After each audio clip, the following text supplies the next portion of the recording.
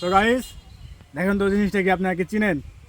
যদি চিনে থাকেন তো কমেন্টে এটার নাম বলে যান।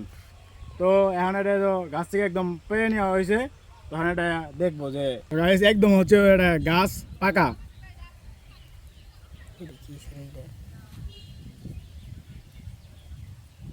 কুষ্টা 100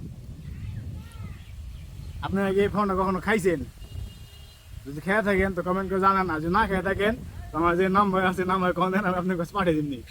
খাবেন নাকি যে খাইতে চান বেশি বেশি কমেন্ট করেন। তো দেখেন একদম ভিতরে তো এটা এতটাও এখন পরিমাণ পাকা হয় নাই, কিন্তু যদি আরেকটা দিন যাইতো একদম সুন্দর করে পাকতো। তো এই যে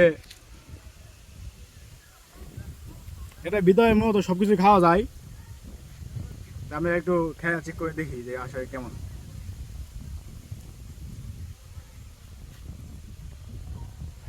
মিষ্টি। হালকা একটু মিষ্টি আছে, হালকা একটু টকও আছে, সবকিছু মিলে অনেক মজা। কিন্তু আরেকটা দিন গেলে সবচেয়ে বেশি ভালো হইতো। বেটা তো জুড়ে আছে। না হাজার দেখ আর একটু পাকা হয়ে ভালো তো না। কিছু কেমন লাগছে? অনেক মজা।